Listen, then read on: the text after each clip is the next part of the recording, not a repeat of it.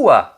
My name's Gareth and welcome to Fat Pigeon Reviews. Now today we're taking a look at a speaker. A fyneaudio speaker, the F501 SP, Special Production SP. Floor stander, as you can see. It's a very attractive speaker. I mean, that's my personal opinion, very attractive speaker. So, Isoflare, 6-inch, mid-range bass driver. Now it has a set-back magnesium compression dome tweeter. So it's set back, but it's got this like, I think they call it fine flute design. So it's like a horn. So it horns out the actual tweeter, the magnesium tweeter sounds, the treble, the high-end frequencies, comes out within this horn here. Now it's classed as a 2.5-way design because obviously you haven't got your two, this would be a 3-way normally with your main bass driver at the bottom. But because this is a point source driver, it's got the tweeter built into the center of the main mid-range driver. That's classed as like 1.5, it's not quite 2-way. It has these little flecks, these little indentations on the side of the rubber where the actual driver moves to disperse the sound more correctly and outwards. The main bass driver is a multi-fiber 6-inch driver again, just for the bass. And this can get low. Now the frequency response on this is 36 Hertz to 34,000 Hertz. So it gets up there with the best of them, with the higher notes, the higher frequencies. It can hit the sparkly bits quite nicely. The sensitivity is 91 decibels, so it's not a massive powerhouse. It's not taking a massive amount of your power. Again, it's not an easy speaker to drive either, but it's somewhere in between. It's somewhere in the middle. It has a bass track system, a down-firing port, so there is no port on the back. It actually all fires downwards in a 360-degree rotation, just comes out and nice. So these are actually not too bad to place in the room. You can have them closer to a wall. They don't want to be close to the wall really.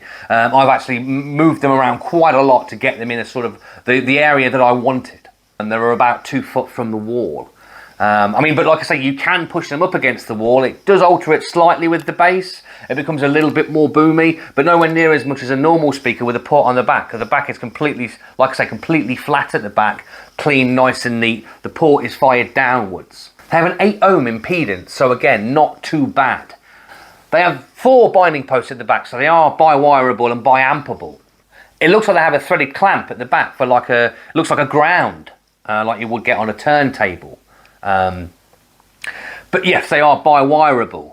The bass driver at the bottom, the multi-fiber bass driver, this is a 6-inch driver, again with your little knockouts on it, so it disperses the sound properly, has the center waveguide, which actually is a waveguide. It actually doesn't move, it does actually guide the waves, as it were. It has the polished finish on the actual aluminium. I think this is aluminium. It has a polished finish on this, opposed to the F500s have like a matte finish, a brush finish, with actual black fixes in. This has like a bronzed, silvery sort of finish to the actual fixings that hold the cone driver in place. So, for the build quality, for the design, absolutely solid. They weigh 21 kilos each speaker. They're very weighty because of the aluminium base where that bass track system is. They have a slight curve to them at the front here and at the rear. So about their sound signature, there's no refractions of sound being bumped around so the timing's off. So that little curve does help on the front and the rear. It's actually part of the design. It's not just to make it look pretty, it's actually serving a purpose as well. Now the beautiful gloss white, they come in gloss black as well and also a walnut gloss, which is superb. It's a very sleek design at the back, just got the 4 binding posts on the back, no port like I say, so it's a very flat, neat design. The contrast of the feet with the drivers, because you've got black in the main bass itself, you've got the polished aluminium, which again is it all matches up. It's a lovely contrast with the white, with all of them, with the walnut, with the actual, they have a piano gloss, piano black. I think the bass is thick, sturdy aluminium with these big cylindrical, just blocks of metal that house the spikes that then penetrate the carpet and keep them planted and keep them sturdy. The materials that they've used are with the magnesium and this multi-fiber cones and the brushed aluminium and the polished aluminium on these, in fact, they're just a good solid speaker with the bracing. I mean, these are solid. I mean, you can hear how solid they are. So for design, I think they are sleek and lovely. They're very modern looking and very easy on the eye, and I am a big fan of the white speakers. Now, sound quality. The sound quality, when I first got these, our Audio Lounge Leicester have kindly again lent me these for the weekend for a few days, well, about 4 or 5 days now, so I can have a good listen to them. Now, they were brand new when Audio Lounge gave them to me, and I got them out of the box, and I was not a fan of them at all. Now, these retail at £3,400, £3,500, I think, $3,500. So they're not obviously the cheapest of speakers, but when I got them out of the box, they just didn't do it. They had no highs whatsoever. The bass was very boomy and uncontrolled, and I thought, oh, because like I say, I've got the F500 series, the small bookshelves, and at the time the sound signature is obviously very, very similar, and I thought I prefer mine. I prefer the little bookshelves. It didn't make any sense to me. Then I did a bit of research and I had a word with the guys at Audio Lounge, and they said that they need running for at least 30 to 40 hours. So that's what I've been doing. I've just had them running for 30 or 40 hours now, and every single hour or two you could see this step up in quality. They got slightly better again, and now they've got about 45 hours on them. They are a lot better than the speakers of, my original speakers that I thought were better. I didn't think they were better. Well, maybe I did, because like I say, at the time these weren't a pleasant sounding speaker, especially for £3,500 or $3,500. So they ran in now. I'm going to do a sound test at the end, but like I say, the actual sound quality themselves from this mid-range Isoflare driver is very detailed. It is, like I say, I'm going to compare them a lot to the 500s that I've got, even though they're only a bookshelf speaker, and it's just the lower, the budget model in theory. The 500s are, I think, the speakers. I'm going to be comparing them to those because that's what I've got at the house at the moment. And obviously these are. There's such a big sound. Like I say, they're very similar sound signature because they are a very similar speaker. I mean, they have an upgraded cone. Like I say, this Isoflare and with the magnesium, I think mine have titanium tweeters within them. And it's got a plastic horn that's actually got like deflections on it and actual little ridges in it. And this is a step up. Like I say, it's from the 700 series, this driver. The bass itself, I'm not a massive fan of the bass. But the way that this controlled it, and it sort of, I was concerned because it gets very low. They get super low. But it's a nicer bass. It's not a, the bass doesn't roll off everywhere, and it's not boomy. It's not encroaching on any of the vocals or the mid-range or any of the detail. The separation's still there. It's a very nice controlled bass. It's quite fast responsive. It's not the fastest, but this bass, the way it fills your room, the way the whole speaker does, it puts a smile on your face. Like, I wasn't a fan of bass. I don't like boomy, horrible bass that, like I say, it interferes and just gets all mushy with everything else, with all the other instruments. But this does it so well, and it gets so low. At one point, it started to shake the windows and then my French doors. So I stepped outside and thought, oh, I better turn it down. I better sort of, it's going to disturb the neighbours. But again, they were more focused on me where they were pointed. And I went outside and the bass didn't come outside. I was absolutely shocked that this bass was contained and just being directed at you, so I could crank it up even more in theory because no one could hear it outside. The vocals, the mid-range, the saxophone on these, you're getting the bass that you need, the bass extension that you need for a good saxophone depth to come through. The sound staging is not as wide as I expected it to be, but I couldn't quite get. The centre imaging for me is more important than the sound stage. It could be my room, and I've tried hundreds of different positions, towing them in, towing them out, having them level, having them further back, all around my room. I tried them in different places, and I couldn't quite get a nice wide sound stage and a good centre image. But the centre image is what I prefer, and I managed to dial that centre image in, and the vocals and the detail was magnificent. The separation is superb. It's like a fine, I've said it before in my other videos, that the separation is like it's been separated in these little boxes, these categories where you can move it around. But it's straight, it's just, you can tell exactly where things are. Like, that's why I like the center imaging. I can sort of pinpoint where they are within this center image between the two speakers. I can tell that there's this guy twanging on a guitar, and you can hear the vibrations in his skin, just the fingertips of his skin rubbing against the actual strings of the guitar. Not sure if it's supposed to be in there, but you can definitely hear that sort of thing. You can hear him catch his arm on some of the on the guitar itself. You can hear him catch it when he's moving his hand, and I mean, on some tracks you are supposed to hear him go up and down the strings, but this is it's just there. You can hear it. You can pick out the detail. It's such a fine detail, and I was very impressed with them. Again, the sound of they're so big. I've not got the biggest lounge. It's about 5 meters by 6 meters, but it just fills the room. Absolutely fills it with this pleasure, this detail. Like I say, the saxophone was throaty, and it came through beautifully on these. Now, they can be a bit picky with the positioning. Like I said, they've got that down-firing port. The bass isn't like a sort of an issue, really. The bass wasn't affecting me that much when I was moving them around. It was more the mid-range and the high frequencies, the detail, the sparkle. I wanted it perfect. And it just took me a bit of time. Now, I think I'm running it on the Blue Sound power node at the moment. That's the amp I've got to run these with. And I think they take 80 watts. Their continuous sort of power draw is 80 watts, so per channel.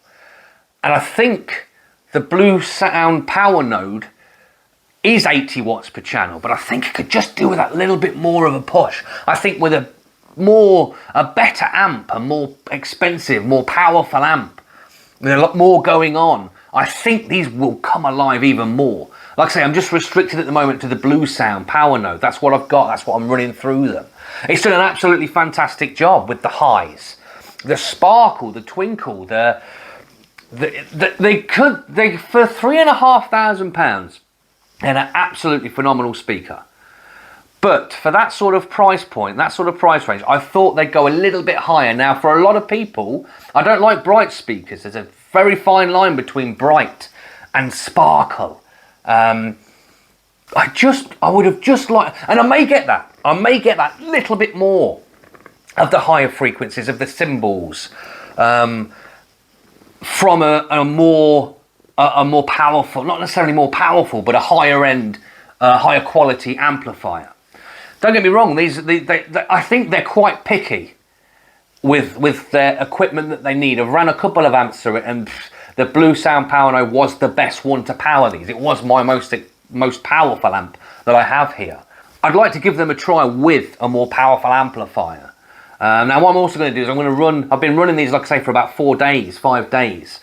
And they're just, I want to try them. I've got some speaker cable to try as well. I'm going to do a review on some speaker cable that I'm going to run through. So I want to get used to them first, and I have been getting used to them over the last couple of days. Yeah, now I'm going to swap it over to the Rocket 11 Audio Quest cable, speaker cable, because I think that will bump it up again. I just wanted to run them in and get them used to it. And like I say, I am going to do a review on the speaker cable, so I wanted to get them at a stage where they're at their best, so I can then see if there's a jump again with the cable that I've got. So for the sound quality, the all-round sound quality, they've been wonderful. The bass, like I say, the bass is so smooth yet controlled. It fills your room in a way that I've not heard before. Now, because I've got, like I say, the F500s, they're not obviously anywhere near as bassy as these. I mean, they're a big cabinet, they're a big speaker. They have the extra driver, and if you like a punch and to be kicked in the face by bass, have a listen. They're fantastic. They're shockingly good at bass, the lower end frequencies, and the way that comes across is surprisingly good. I'm trying to think of more words to. It's a thicker bass. It's a thicker bass. So in my head, when I picture this bass, when I picture these playing, and they're throwing this music at you, and they're fantastic, like I say, with the detail, the strings, the flutes, the low end and the depth from the saxophone, because I'm a big saxophone fan. I just picture, and with dance tracks, there's a certain dance tracks that these come alive with the bass, and they're fast and they're punchy, and it's like I say, it's like a kick in the face, but it's a denser bass than I've heard before. It's like you've got a bubble or a balloon and you've filled it with bass from a normal speaker, and you pack this balloon up with this bass and you pop it and boom, there's your bass comes out. I don't know why this is how I picture it. But with these ones, it's the same size balloon, same size bubble, but they've just packed so much more bass into this balloon. Bubble balloon. So they've packed so much into it. And you think, well, and then there's put more bass. It seems to get more and more of this bass. It's getting denser and denser, and then it pops every time the dance track hits the beat, and it's popping this beautiful low end, dense, thick bass at you. And like I say, I had to go outside. I had to have a listen. It was shaking the coffee table, and I'm thinking, what? And it just puts a smile on your face. I found myself, I'm a massive fan of strings and guitars and piano, and I like a bit of jazz. But I also like dance music. But I found myself going towards the dance music with these because of how punchy the bass was and how much fun the bass was. They're an entertaining speaker. They're a lively speaker. They're exciting me. But they have that finesse to them. They have this openness, this room-filling quality that I've not heard before. Now, these are the first floor standards I've had in the new house. So, I mean, they were always going to be sort of, I was always hoping that they were going to be a bigger sound, and they are. They have ticked that box, as it were, for just filling you with joy. They everything I've put through these, again, when I first got them, I was not very happy with them. I didn't know what to do with the review, and I thought, I'm just going to be honest. But I thought, they just weren't very good out of the box. So if you go and have a listen to these, make sure they're running. And if you buy them, don't be put off when they turn up, because they won't sound the best. But when you get to that 40-hour mark of running and burning, they just come alive. With the vocals, like I say, it's like they're there with you. And because there's such a bigger sound, you get the live concert feel when you put a live band on. I'm going to do a playlist of the songs that I use to test speakers with. I might do it with these actually, because they're very good speakers. So I might do that and put that on as a separate video. But the feels live, because of how big they are and how much they can fill the room. The live bands are just incredible, and you think you're back there, you're back in the stand, you're back in the stadium. It's just a very appealing smile putter on your facer. I don't even think that's a word. They're just a lively, exciting speaker to listen to, and they are fun. They are fun to listen to, but they still keep that neutral, natural sort of sound to them. It's very clever how they've done this. How they've got this excitement, yet then they're still quite natural. They're still quite close to what everything should be. They've not emphasised. They're not spiked. They're not like, way too many highs, way too many bass. Let's just up everything. They're not like that at all. But again, they're still exciting. So with the highs and the mid-range, they're rich. It's pure. It's sort of, they're not massively forward. I didn't really get much depth out of them, but I think that could be to do with my room and my positioning. It's a small room, big speaker, and I couldn't quite find a place where that you sort of got a bit of depth behind the speaker. I couldn't quite get that. But again, with the purity and the rich tones, they're engaging. You just sit and listen, and you're trying to listen for, like I say, I noticed him on the guitars, and at some point when you can hear the guy with the saxophone like moving his mouth around, the detail just comes through. I don't know if that was supposed to be on the actual record. It's a live recording of a saxophone player, and you can hear his saliva. You can hear him moving his lips around, it seems. Again, the detail is there. And it's there in a big way. Again, I think the detail may be there on other speakers or the bookshelves, because these are room filling. You can hear these extra bits that I couldn't hear before. for the value for money, they are £3,500 or $3,500 is a lot for a speaker. It's a lot for a lot of people. But if you go and listen to them, I think you can make up your own mind on what they're worth to you. I mean, you have to get them, like I say, in the correct position. I had to get them slightly towing in to get a decent center image. Then I sort of like put them flat and towed them out, and it didn't give me a soundstage, but I lost the center imaging. But when you get that magic spot that you're happy with within your house, yes, the $3,500 is a large price tag for a lot of people. But I think with the build quality, how sturdy they are, the weight of them, the way that they're made, the fact that these trickled down, these actual isoflares have trickled down from the 700 series, and they're thousands and thousands of pounds. They're like, I think they're about £4,000 or £5,000 for the bookshelf speakers, the 700s, and then they've been brought into this 500 range. And you can tell that they're from a prestigious, a higher quality speaker, been brought down. They've made these speakers absolutely sing. They really do work. They got 5 stars for the Watt Hi-Fi in 2020, which is not a small feat. It's a good thing to have. It's not too shabby, is it? Getting 5 stars from one of the biggest. I know in the UK, Watt Hi-Fi is quite a large place, a publication. It's a good place to be. It's a good place to get 5 stars. I think, yes, $3,500 is about where they are. But for me, these just have. But I like the signature of the F500s. I'm a Fyne Audio fan. So when these came in and I borrowed these, again, thank you to Audio Lounge Leicester. I'll leave a link below. Go and have a listen to them. They've lent me these. I don't get paid for this. We just help each other out. I'm getting their name out there on YouTube, and they're helping me with content for the channel. So, but yeah, £3,500. I think they are worth the money. If I had the money, I would definitely have these on my wish list to purchase in the future. I do like them. I'm not sure if you've noticed, but I do like these speakers.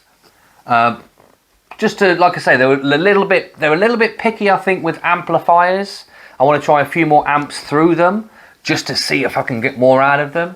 I'm also, like I say, I'm going to put the speaker cable on them. I'm going to do a review on the speaker cable.